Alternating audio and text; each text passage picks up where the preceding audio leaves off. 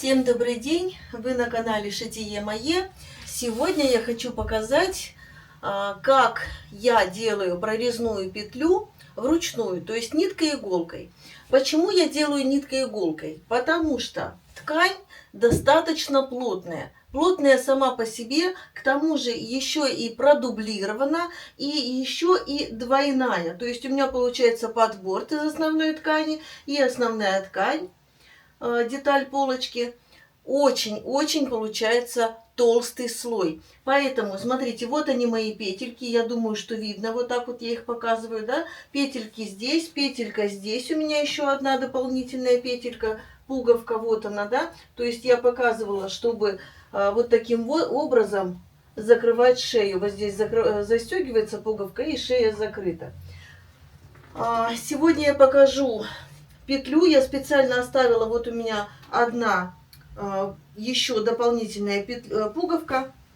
Вот так у меня застегивается. И одна дополнительная пуговка. Я оставила место для того, чтобы показать вам, как я делаю петли. Что хочу сказать.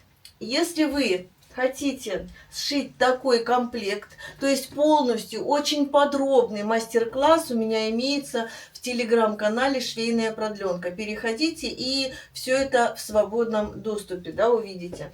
Вот такая кепи. Я когда делала обзор, я надела ее совершенно ровно, совершенно прямо. И, кстати, вот здесь еще были у меня погоны, я их сняла. Сейчас вот они у меня где-то здесь.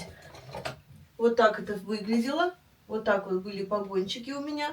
И в таком виде казалось, что специально повыше сделала манекен, поставила, чтобы вам было видно максимально, да. В таком виде казалось, что как бы военная форма. Поэтому я убрала погоны. Может быть, если бы цвет изделия, цвет пальто был бы совсем другой, то, может быть, так бы не казалось, да. В общем, я убрала погоны полностью и решила все-таки немножечко вот таким образом носить свою кепи. То есть чуть-чуть вот в эту сторону и чуть-чуть вот так в наклон, да.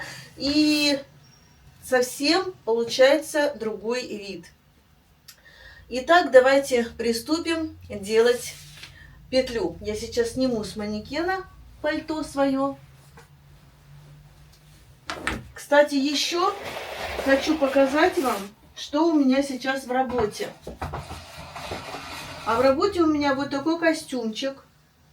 Было немного ткани, 1,5 на 1,5, но вышел брючный костюм. Он у меня еще не доделан, я сказала, в работе. Карман еще только приколот, то есть здесь даже нет подгибки, он будет немножко меньше. Здесь у меня молния.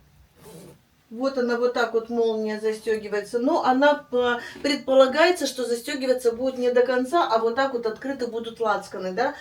Есть перепад длины полочки, то есть одна полочка короче, она потихонечку на спинке идет вот сюда к боку снижаться, а по переду снижается как бы, ну, более, еще сильнее, да. Еще раз говорю, оно еще не доделано, тем более манекен у меня этот меньше, чем мой размер. Рукавчик еще не пришит, только приколот. Кармашек только приколот. Кармашек у меня здесь должен быть, потому что если я, допустим, пойду гулять с собакой в этом костюме, мне никакие сумочки не нужны будут, а нужно будет положить ключик. Поэтому вот такой вот костюмчик. Брючки, кстати, да, и жакетик можно назвать, да, это какой-то такой мини-жакет интересный. Выполнены по базовой выкройке основе с минимальными изменениями, просто минимальными. Если вам интересно, пишите, я расскажу подробно, когда уже дошью, пишите в комментариях, я обязательно сделаю подробный обзор этого изделия полностью, до этого костюма. И если будет много желающих, то сделаю моделирование. Итак, давайте все-таки приступим к пальто нашему, к пуговке. Значит, для начала, конечно же, мы делаем разметки. Смотрите, я сейчас скажу, сколько у меня между петлями. У меня между петлями от петли до петли 14 сантиметров.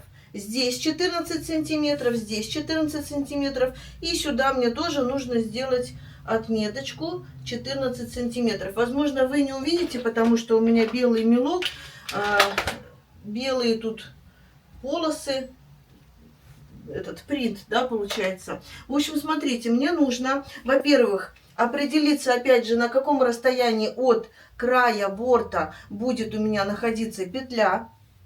У меня это 2 сантиметра. Прям от самого канта, у меня здесь кант, я откладываю 2 сантиметра. С учетом канта. Вот так. И сама петля у меня 3 сантиметра. То есть тут же, конечно, зависит от пуговицы. Смотрите, моя пуговка, она у меня самодельная. Значит, моя пуговка 2,5 сантиметра шириной, то есть в диаметре, да. Значит, 3 сантиметра мне нужно отложить петлю. Далее я сразу делаю подрез. Делаю насквозь аккуратненько, да, ножничками. Делаю подрез все 3 сантиметра. Выравниваю с этой стороны. Теперь беру нитку-иголку. Нитка должна максимально подходить под цвет ткани, то есть она должна теряться практически на фоне. Значит, я беру сразу двойную нитку, и для начала я обметываю ткань, то есть обметываю края петли вот таким образом. Просто обметываю, чтобы мне ее соединить, да, все вот эти слои, чтобы они были соединены.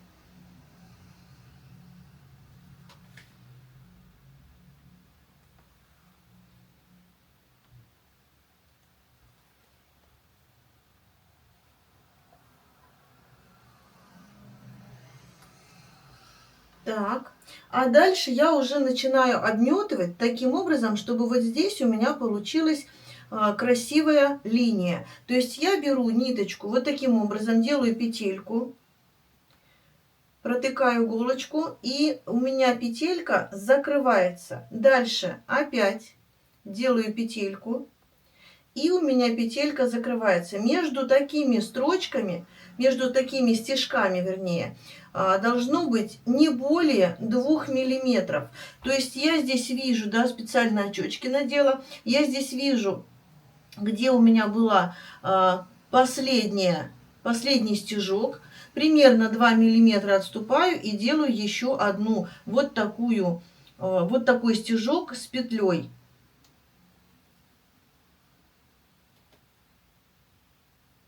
И так я обметываю полностью всю петлю.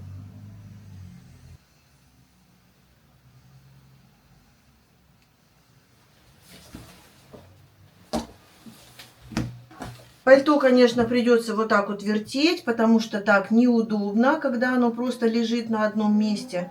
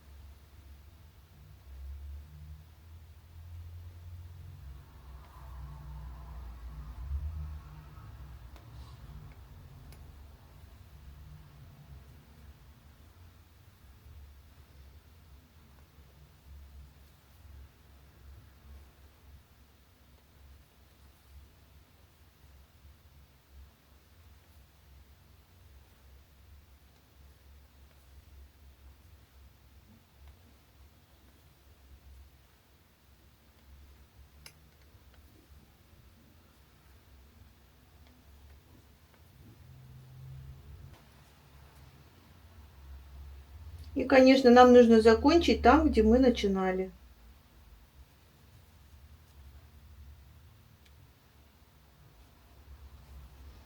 Перевожу иголочку на изнанку, и здесь я делаю узелочек.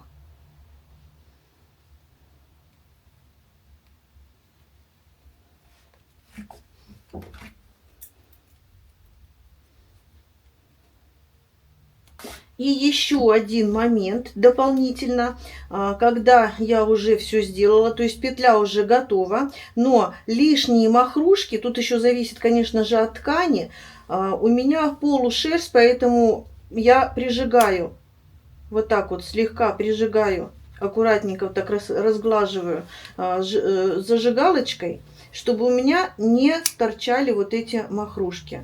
И теперь давайте соединим пуговку, застегнем и проверим, все ли у нас в порядке. Еще можно, конечно же, отгладить вот это место, потому что когда мы это все делаем, немножечко получается сминаемость. У меня здесь уже все выглажено, я уже ношу это пальто. Сейчас разглажу еще вот эту петельку. Отглажу, отпарю. И, кстати, смотрите, вот эта петля уже сформирована, видите? Она у меня уже вот с такой вот выемочкой. Когда мы будем носить, в процессе носки вот эта выемка, она сама образуется. Поэтому здесь можно не заморачиваться. Вот видите, здесь тоже уже образовалось. То есть я уже ношу это пальто, поэтому уже петли такие. А еще я хочу вам показать блузочку или футболочку, которую демонстрирую на себе. Она буквально вот 4 шва здесь, ну и еще шов по центру, для того, чтобы сделать вот такой вот красивый интересный вырез. Обратите внимание, может быть, конечно, расположение принта не очень интересное, да, ну, мне казалось тогда, когда я начинала, мне казалось, что это будет интересно. Но, не знаю, вам уже решать. Что касается мешка по спинке, он будет. Если вам это проблема для вас, то можно сделать шов по спинке и немножко забрать, допустим, по 1,5 сантиметра с каждой стороны, да, немножко забрать вот здесь, и будет более такое прилегающее. Но я не стала этого делать, то есть у меня это как повседневная футболочка будет, а на футболках, как известно, нет шва по спинке. Цельнокроенный рукав. Совершенно все просто. Опять же, если вас и заинтересовала эта модель, пишите комментарии, я обязательно покажу, как ее построить с нуля. Ну а на сегодня я со всеми прощаюсь. Надеюсь, что видео для вас было полезным. Подписывайтесь в телеграм-канал «Швейная продленка». Подписка совершенно бесплатна. И там вы найдете не только это пальто от первой точки до последней строчки, но и многое другое. На сегодня всем пока. До новых встреч.